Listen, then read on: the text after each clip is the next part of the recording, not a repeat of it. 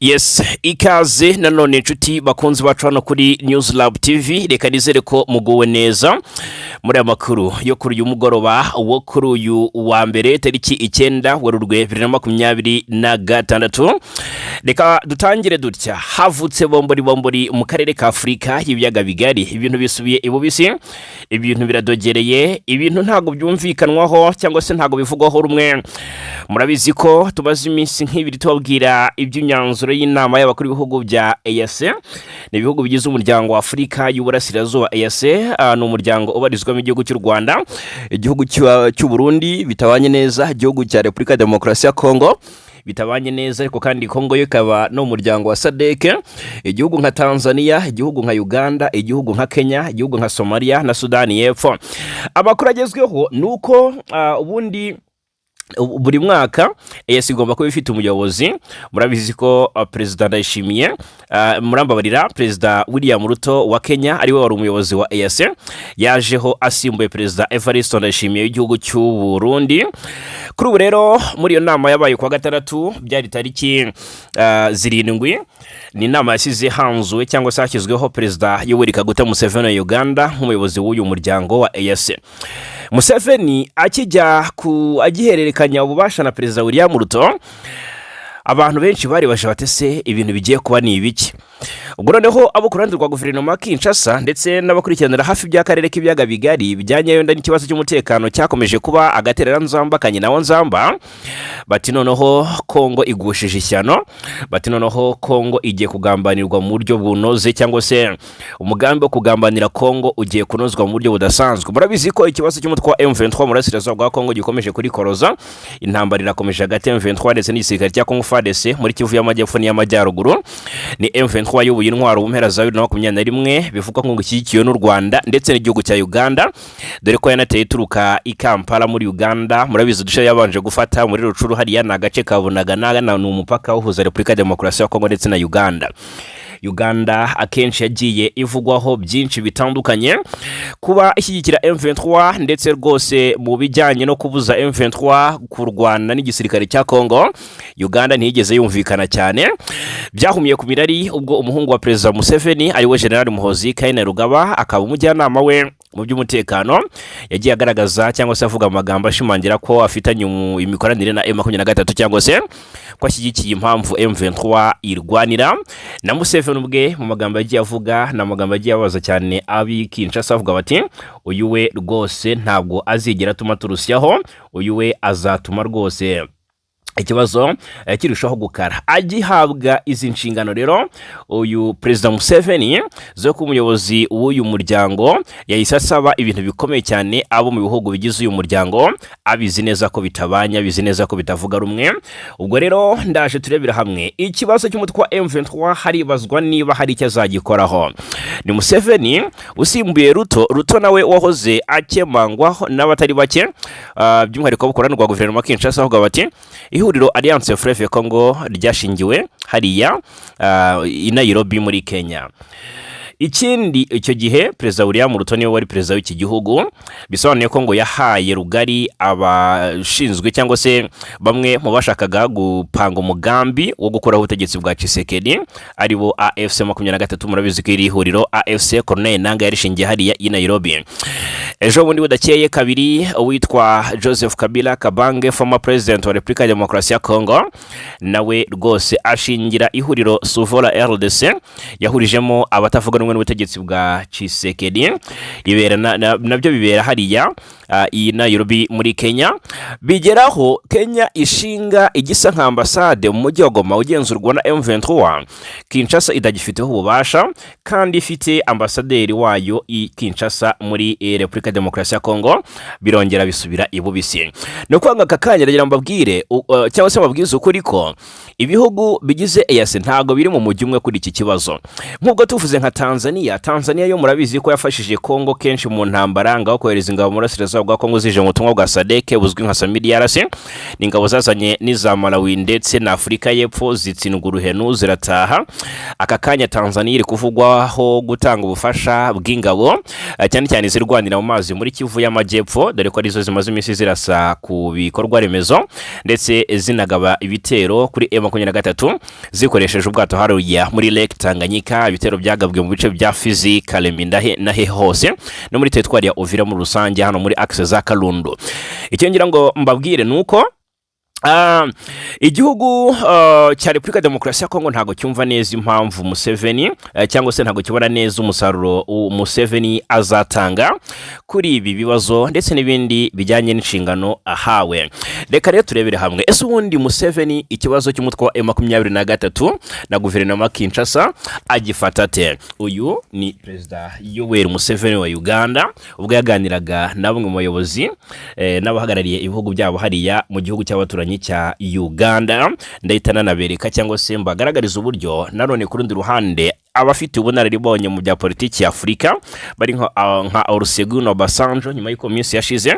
Uyu ni Olusegun Obasanjo, former president wa Nigeria, uri mu bahuza batanu bashyizweho na Afurika yunze ubumwe, hari kumwe na Sahle-Work Zewde, Catherine Samba Panza, Uhuru Kenyatta n'abandi. Uyu rero Obasanjo aherutse mu by'ukuri gusura ibihugu byose hafi byose bigize Afurika y'Uburasirazuba. Yaje Kigali mu Rwanda, yanyarukiye i Kampala muri Uganda, agiye Kinshasa muri Kongo, ajya ni Bujumbura mu Burundi ndetse yagiye aganira n'abo bayobozi bibi bihugu. Reka tubanze turebera hamwe ese ubundi Museveni iki kibazo agifata ati. Ni mu Cyongereza turagerageza kusemura mu rurimi rw'Ikinyarwanda mu buryo biza kudushobokera. Ni Perezida Museveni. But M23 is really a political problem which can be solved by discussion. Because I don't see the big problem there now.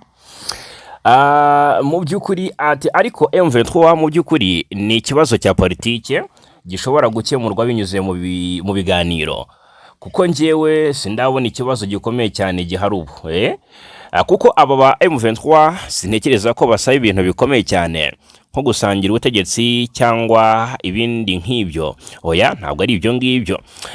Numvise bavuga ko nanabasabye kunyohereza ibisabwa byabo by'ingenzi. Narabasabye ni iki musaba ubundi ni iki mushaka. Basubiza ko bashaka gusubira mu bice cyangwa se mu midugudu yabo bahunze bameneshejwemo kandi bakongera kwinjizwa mu gisirikare. Nibyo gusa. None si ibyo ni ikibazo gikomeye. Ubwo koko icyo ni ikibazo gikomeye. Iyo niyo mpamvu rero turi kubashishikariza kuvuga batariko tuvuga tutariko nyaboneka ibintu ni ibintu byoroshye mwakwemera kubishyira mu bikorwa, mwakwemera mukabyumvikanaho n'aba bantu. Uyu ni Perezida Museveni.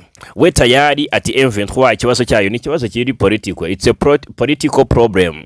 Ati ni ibintu byakemurwa binyuze mu biganiro, ntabwo ari ibintu byakenera isasu. Ni mu gihe Kinshasa yo ishyize imbere kurasa kuri M23, dore ko noneho imaze iminsi nayishegesha cyane yicara bamwe mu bayobozi bagiye batandukanye.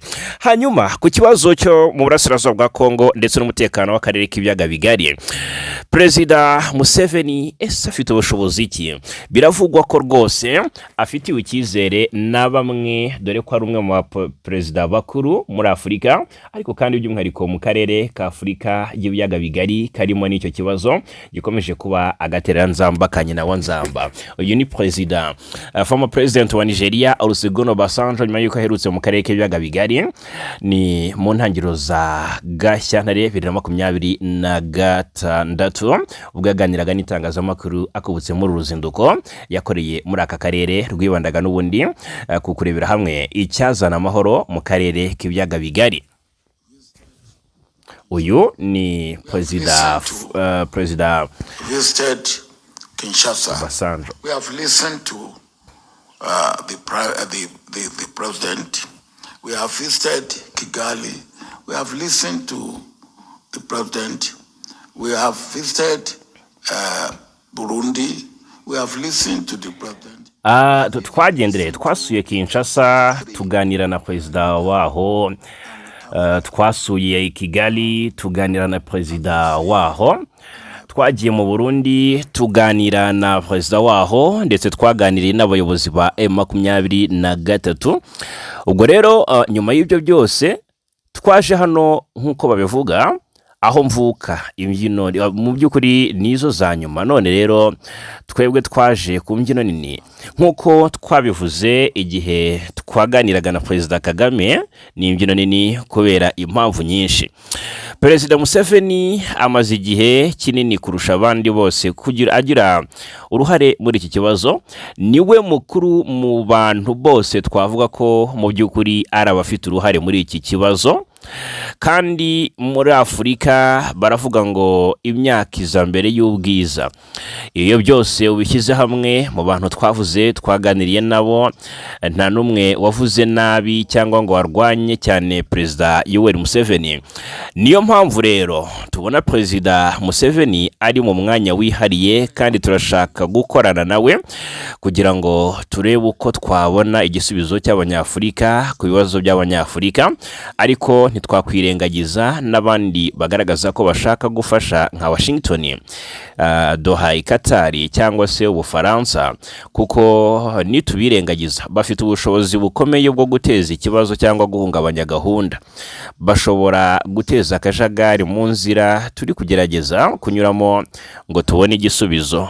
Ubwo rero uyu ni Perezida Olusegun Obasanjo, former president wa Nigeria, avuga ku bushobozi Museveni afite mu by'ukuri mu kuba ibiganza bye ari ibiganza byavuguta ikibazo akarere k'ibyaga bigari gafite. Ni Obasanjo umaze iminsi akozereye ingendo i Kigali mu Rwanda, i Bujumbura mu Burundi, Kinshasa muri Congo ndetse i Kampala muri Uganda nk'umuhuza. Murabizi umwe mu bahuza batanu bashyizweho na Afurika yunze ubumwe ngo harebwe icyakorwa kugira ngo amahoro agaruke mu burasirazuba bwa Repubulika ya Demokarasi ya Congo, bakorera mu ngata Perezida wa Togo Faure Esozima Nyasimbe. Hanyuma ubwo rero Museveni sasa abamwumva abamwumva nyine cyangwa se n'abadafite aho bahurira n'ikibazo cy'umutekano mu burasirazuba bwa Congo, ariko ndashobora kwiyambazwa kugira ngo batanga ubujyanama ku bijyanye n'icyakorwa kugira ngo amahoro yongere agaruke. Ni Museveni wakemanzwe kenshi mu gufasha M23, washinjwe kenshi gufasha M23 ndetse afatanyije ngo n'u Rwanda. Noneho bihumira ku mirari ubwo Perezida Joseph Kabila yajyaga i Goma. Byavuzwe ko yanyuze hariya muri Uganda. Bivuze ko Museveni ngo ari umwe mu bahaye Kabila inzira kandi yagamije guhungabanya ubutegetsi buriho bwa Tshisekedi. Ni byinshi Museveni ashinjwa. Hanyuma ariko ubwo nibyo ashinjwa n'abo ku ruhande rwa guverinoma Kinshasa, bidakuyeho ko hari n'abamufitiye icyizere. Uganda ndetse na Kinshasa na Repubulika ya Demokarasi ya Kongo bafitanye imikoranire mu bijyanye no kurwanya umutwe wa ADF, n'umutwe ugendera ku mahame ya Islam ukorera mu burasirazuba bwa Kongo, ukunze guhungabanya umutekano w'igihugu cya Uganda. Mu rwego rwo kurwanya uyu mutwe rero habayeho ubufatanye hagati y'igisirikare cya Kongo FARDC, Force Armée de la République Démocratique du Congo, ndetse na UPDF ariyo Ugandan People Defense Force. Ni ubufatanye bwakubiye mu cyiswe Operation Shuja cyo kurwanya ADF muri ariya mashyamba ya Ituri ndetse n'ahandi hatandukanye ADF ikunze kwibanda.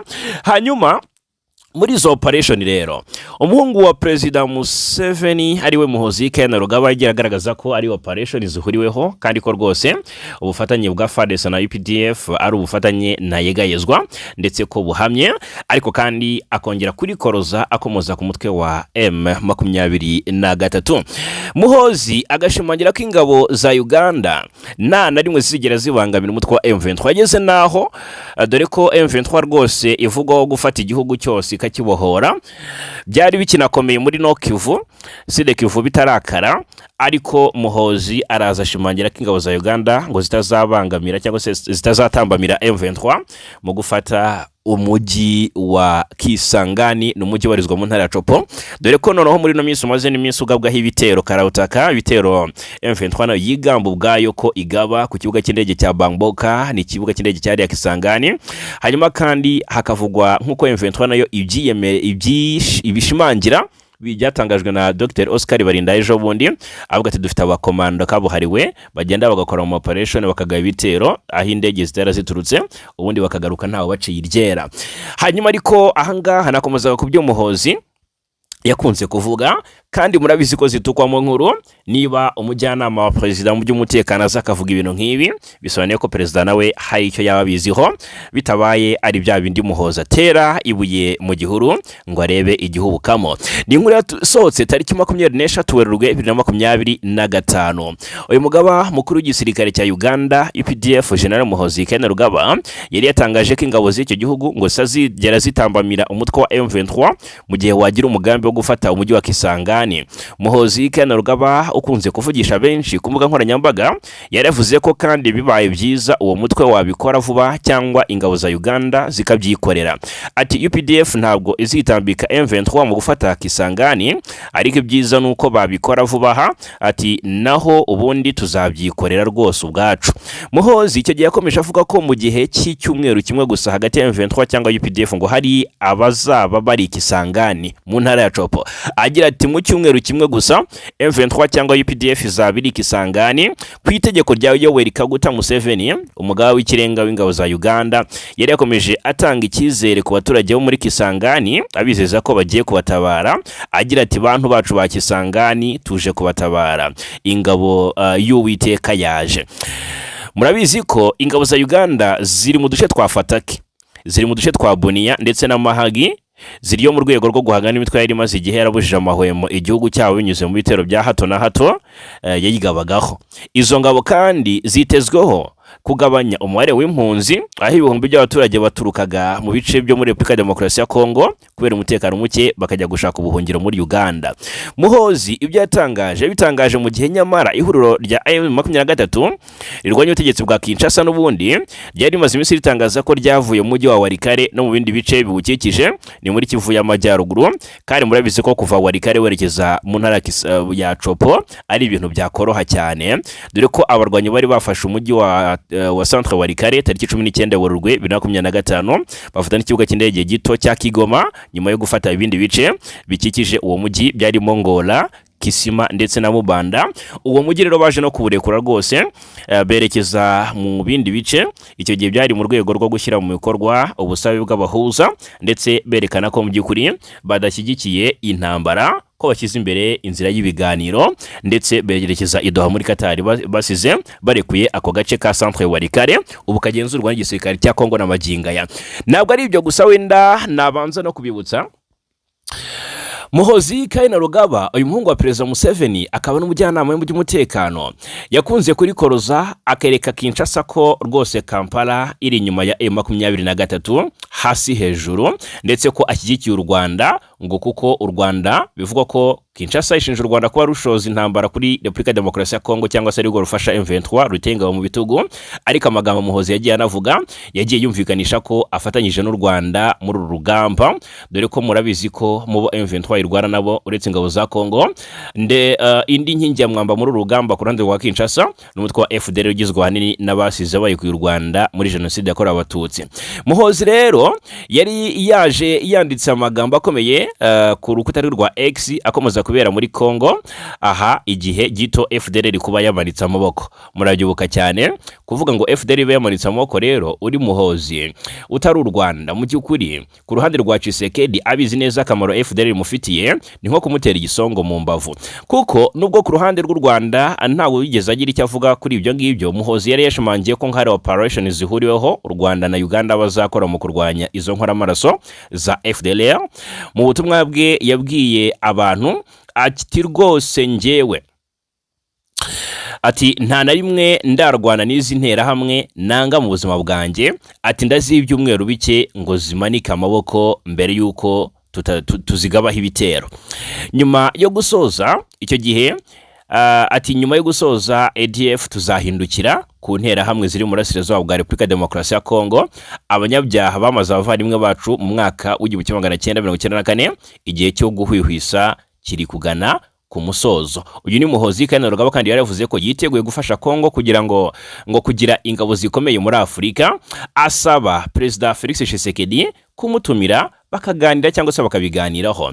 Ati marume uncle ni ijambo rimaze iminsi cyangwa se rimaze iminsi rimenyerewe perezida yu General Muhozi akunze gukoresha avuga kuri perezida Kagame. Mu butumwa bundi yari yanditse agira ati ndihanganisha abo bose bumva ko bashobora kudutsinda, njyewe na marume bakoresheje igisirikare bizaba ibyago kuri bo, ni inshuro ya nyuma nongeye kuvuga ibi ngibi, nanone mubareke baze turiteguye ku buryo buhagije.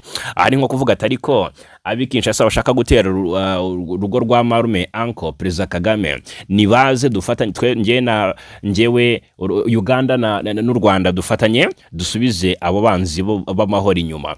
Ahangaha ntacyo perezida Museveni yigeze akora ngo yamagane ibiri gutangazwa na Muhozi ngo agaragaze ko mu by'ukuri nta ruhare abifitemo.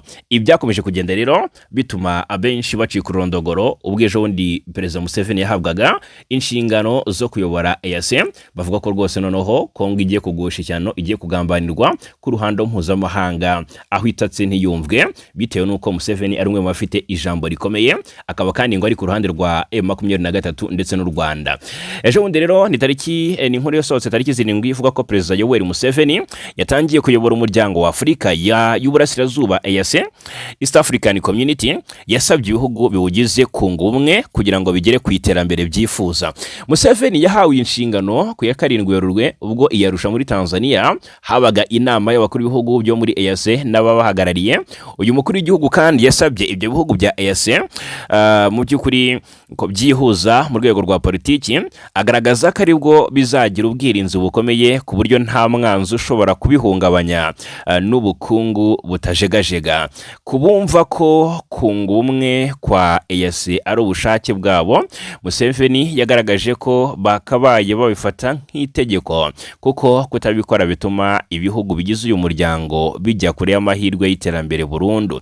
Agira ati bamwe bumva ko kunga ubumwe ari ubushake, uko bitekereza iteka numva ko ari ngombwa kunga ubumwe cyangwa se tukisanga twarasigaye inyuma burundu. Ahangaha rero bamwe bakabishingira bavuga bati kunga ubumwe gute kandi batumvikana ku kibazo gihangayikishije akarere, ikibazo cy'umutekano mu burasirazuba bwa Kongo, ikibazo cya FDLR umutwe ugizwe ahanini n'abasize bahekuye u Rwanda ubangamiye umutekano w'u Rwanda, bituma u Rwanda rwirirwa rushyiraho ingamba z'ubwirinzi rwagiye rushyira ku mipaka. Hanyuma Museveni kandi yagize ati bamwe bumva ko kunga ubumwe ari ubushake, uko mbitekereza iteka numva ko ari ngombwa kunga ubumwe cyangwa se tukisanga twarasigaye inyuma burundu.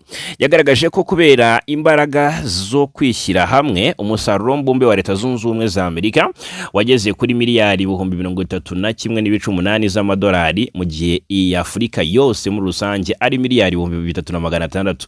Murumva gapirimo. Hanyuma asobanura ko impamvu ubukungu bw'ibihugu bya Afurika buri hasi ugereranyije n'ibindi bihugu nka Amerika, Ubushinwa, Ubuhinde na Korea y'Epfo ari uko Abanyafurika badahuza nubwo byitwa Kongo babonye ubwigenge kuva mu myaka myinshi ishize.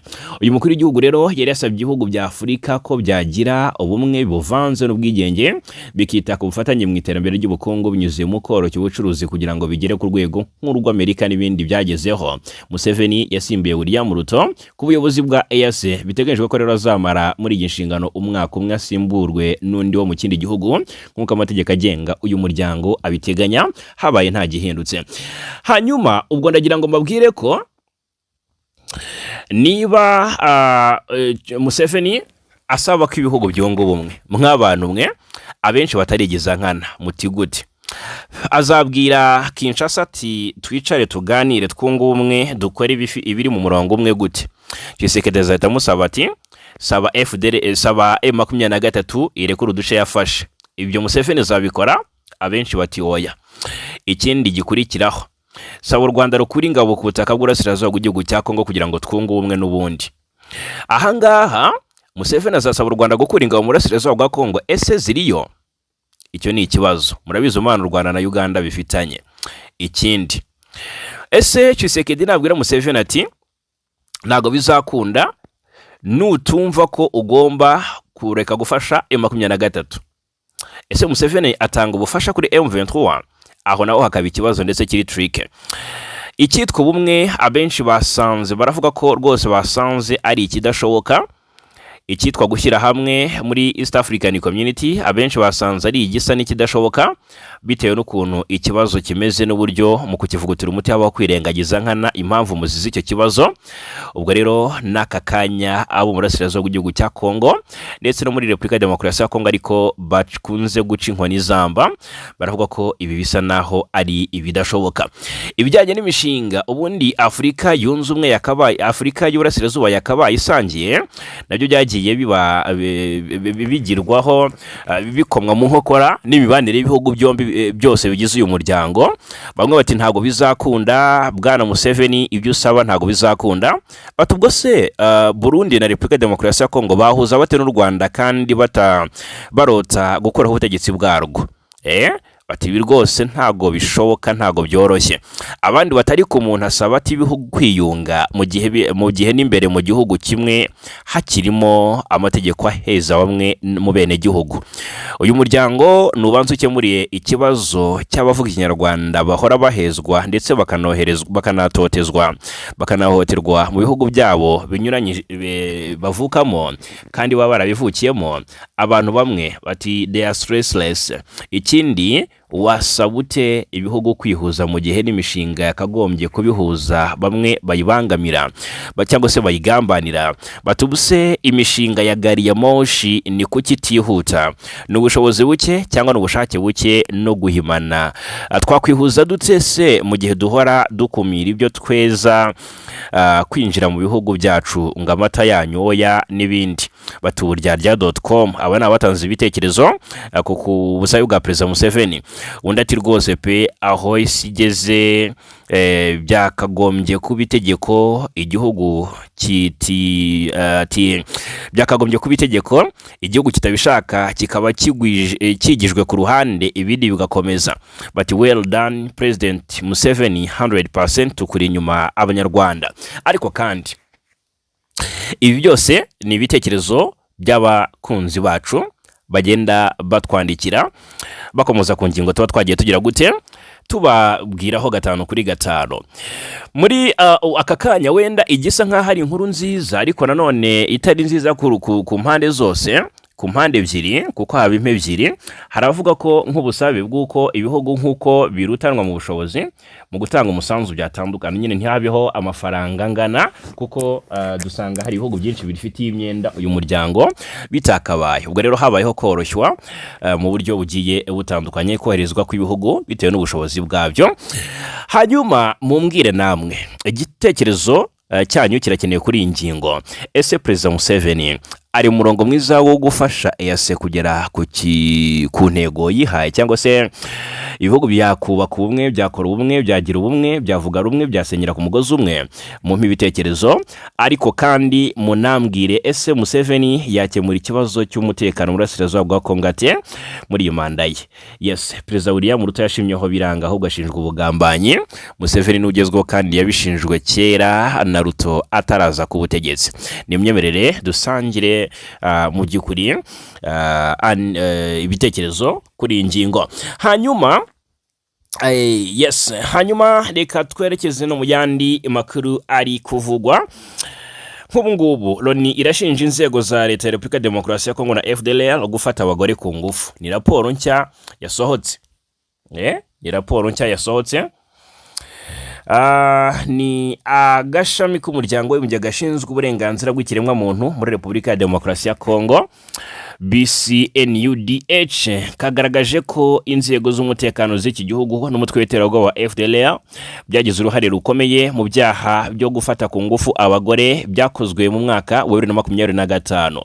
Itangazo rya BCNUDH ryasohotse ku ya 8 Werurwe rivuga ko mu mwaka ushize abagore 854 n'abakobwa 672 bafashwe ku ngufu, harimo hafi 80% bo mu ntara ya Kivu Kivu y'Amajyaruguru na Kivu y'Amajyepfo. BCNUDH yasobanuye ko imitwe yitwaje intwaro irimo iyo mu ihuriro Wazalendo, Codeco, FDLR na ADF yihariye 75% mu gufata abagore n'abakobwa ku ngufu, kandi ko ikibabaje kurushaho ari uko abo mu nzego za leta zirimo FARDC, PNC na ANR bagize uruhare rwa 19% muri dosiye zabonewe amakuru.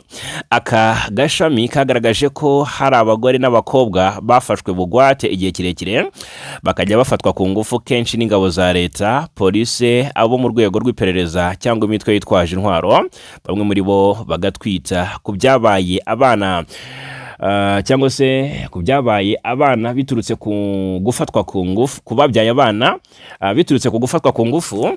BCNUDH yagaragaje ko bamwe muri bo cyangwa se muri abo bana banzwe n'imiryango, ntibandikwa mu bitabo by'irangamimerere kandi bafite ibyago byinshi byo kwinjira mu mitwe yitwaje intwaro. BCNUDH yasabye ingabo za leta ya Kongo n'imitwe yitwaje intwaro guhagarika imirwano, bikarekura nta mananiza abagore bose n'abakobwa byagize imbohe, bikanahagarika kubafata ku ngufu.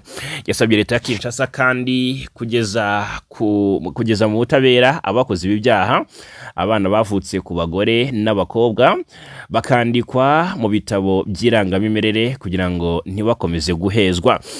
Hanyuma mu yandi makuru, umugore wa Perezida Felix Antoine Tshisekedi wa Kongo yitwa Denise Nyakeru Tshisekedi yasabye abanyekongo gusengera umugabo we kugira ngo azashobore gutsinda intambara nyinshi ari kurwana. Mu birori byo kwizihiza umunsi mpuzamahanga w'abagore byabereye mu cyicaro cy'ishyaka UDPS mu mujyi wa Kinshasa ku ya 8 Werurwe, Denise Nyakeru yavuze ko umugabo we ari kurwana intambara z'umubiri n'iz'umwuka. Denise Nyakeru yagaragaje ko intambara umugabo we ari kurwana zikomeye, bityo ko kugira ngo azitsinde bisaba gukora amasengesho y'iminsi myinshi. Ati ni ukuri dukomeze tumushyigikire mu masengesho yacu kandi Imana ibibahera umugisha kubera ko nzi ko muzabikora. Kongo yugarijwe n'uruhuri rw'ibibazo birimo ibijyanye n'ubukungu, imibereho y'abaturage n'umutekano muke bitandukanye cyane mu burasirazuba bwa Kongo. Mu gihe ihuriro AFC M23 rigenzura ibice byinshi byo mu ntara ya Kivu y'Amajyaruguru na Kivu y'Amajyepfo, Tshisekedi akomeje gukora ibishoboka byose kugira ngo leta ya Kinshasa ibyisubize yifashishije imbaraga za gisirikare n'iza diplomasi. AFC M23 kandi yarahiye ko idateze kuva mu bice igenzura mu gihe ibibazo byatumye ifata intwaro biri mu bugizi bwa nabi bukorerwa abavuga Ikinyarwanda bitarakemuka, ahubwo ko nikomeza guterwa izirwanaho mu buryo bwa kinyamwuga. Ni Denise Nyakeru usaba abakristo gusengera Perezida Tshisekedi ko ari kurwara intambara zituma amaza isi amaguru uko bwije nuko bukeye. Ngaho ninde wagiye ni Tshisekedi, ninde wagarutse ni Tshisekedi, ninde wavuze ni Tshisekedi, ninde wavuzweho ni Tshisekedi. Ibintu byakomeje kugenda biyoberana cyane. Ni Tshisekedi ushinjwa kuba yaratinze gushoza intambara ku Rwanda, ngo kandi ari rwo rumuteza ibibazo byose, ari nabyo Denise Nyakeru asabira abanyekongo ati musengere umugabo wanjye. Kuwa gatandatu tariki 7 Werurwe, uwahoze ari minisitiri wa Kongo akaba n'umunyapolitiki Steve Mbikanye yashyize ahagaragara icyo yise carte blanche nimero 191 ku rubuga rwa X asaba Perezida wa Repubulika ya Demokarasi ya Kongo gufata intwara karasa ku Rwanda nk'igisubizo gifatika. Muri nyandiko yiswe mu guhangana n'u Rwanda igitero ni ngombwa, umunyapolitike yagize icyo avuga ku ijambo Perezida w'u Rwanda Paul Kagame yarahirutse kugeza ku bahagarariye ibihugu byabo mu Rwanda bakorera i Kigali. Nk'uko Mbikanye abitangaza, ngo iri jambo rigizwe n'ubushotoranyi kuri Kinshasa no mu muryango mpuzamahanga. Mbikanye avuga ko nyuma yo kwemeranya ku gitutu mpuzamahanga kuvana ingabo ku butaka bwa Kongo, ngo umuyobozi w'u Rwanda yaba yisubiyeho yongera gushinja Kinshasa kuba yarananiwe gusenya inyeshyamba za FDLR. Andika ati nyuma yo kwemeranya kubera igitutu cy'ibihano bya Amerika cyo gukuraho ingabo ze ku butaka bwa Kongo, Perezida w'u Rwanda yahinduye imitekerereze. Steve Mbikanye yakomeje agira ati araturirimbira ya ndirimbo ishaje inshingano zahawe Kinshasa zo gusenya FDLR. Mu nyandiko ye uyu munyapolitiki avuga ko ibihano no kwimwa visa byasabwe n'abafatanyabikorwa ab'Iburengerazuba bidahagije kugira ngo ibintu bihinduke. No kuvuga ngo hari abayobozi b'u Rwanda bazajya bimwa visa, ariko kandi hari n'abayobozi mu ngabo z'u Rwanda bafatiwe ibihano, murabyibuka, barimo General Mubaraka Muganga, umugaba mukuru w'ingabo z'u Rwanda, Ruki Karusisi, umuyobozi cyangwa se umugaba mukuru w'ingabo zirwanira ku butaka, umuyobozi Vincent Nyakarundi, umuyobozi w'ingabo, n'aba generali bane mu ngabo z'u Rwanda bafatiwe ibihano na Leta Zunze Ubumwe za Amerika. Hanyuma uyu Mbikanyi yashimangiye agira ati mu nyandiko ye uyu munyapolitiki avuga ko ibihano no kwimwa visa byasabwe n'abafatanyabikorwa b'Uburengerazuba bidahagije kugira ngo ibintu bihinduke. Yabishimangiye agira ati mu guhangana n'iki kibazo ibihano byatangajwe ndetse no guhagarika visa ntibihagije. Igihe kirageze cyo gusubiriza ku kibuga Kagame ashobora kumva ko kubaha ashobora kumva no kubaha igisubizo cy'ingufu. Uyu munyapolitiki iyongereye ku bandi banyapolitiki n'abayobozi ba Kongo barimo Perezida Tshisekedi bakomeje kugaragaza inyota yo gushaka gutera u Rwanda no gukuraho abayobozi barwo banyuze mu nzira zose zishoboka, harimo no gukoresha FDLR, umutwe washinzwe n'abakoze jenoside yakorewe abatutsi mu Rwanda muri Mata 1994.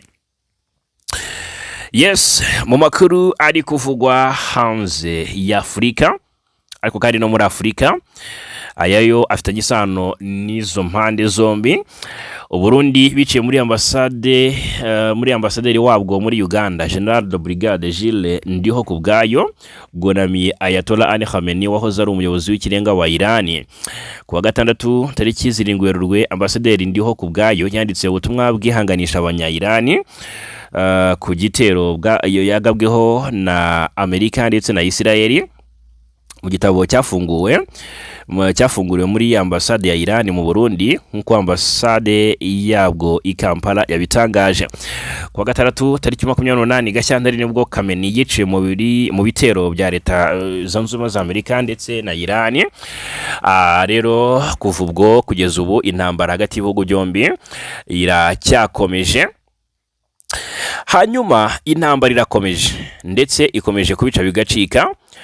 Irani aka kanya nyuma y'uko yishwe Ayatollah Ali Khamenei, ndeka mbabwire ko yabonye umuyobozi w'ikirenga mushya, kuko kuri iki cyumweru nibwo Irani yagize Mojtaba Khamenei umuyobozi w'ikirenga wayo mushya nyuma y'urupfu rwa se uherutse kwicirwa muri ibitero bya Leta Zunze Ubumwe za Amerika na Isirayeli. Mojtaba yatowe n'ihuriro ry'inararibonye muri Irani. Urwego rusanzwe rugizwe n'abantu 48 nirwo rufite inshingano ngo zo gushyiraho umuyobozi w'ikirenga. Mojtaba yabaye umuyobozi w'ikirenga wa kabiri ruriya rwego rwashyizeho kuva Irani yashingwa nyuma ya se Ayatollah Ali Khamenei, rwari rwarashyizeho mu myaka y'1979 nyuma y'urupfu rwa Ayatollah Ruhollah Khomeini.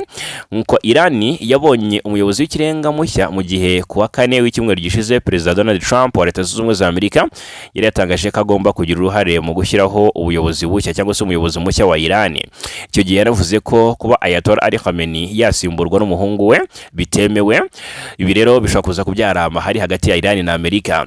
Mojtaba Khamenei wagizwe umuyobozi w'ikirenga wa Irani afite imyaka 56 y'amavuko, akaba umuhungu wa kabiri wa Ayatollah Ali Khamenei, uzwi kuba yaragiye agira uruhare mu byemezo se yagiye afata nubwo yabikoreraga inyuma y'amarido ntibivugwe. Mojtaba by'umwihariko anazwi nk'umuntu wegereye cyane ishami ry'ingabo za Irani zishinzwe kurinda impinduramatwara IRGC, zisanzwe arizo rwego rwa gisirikare rukomeye kurusha izindi muri kiriya gihugu cya Irani.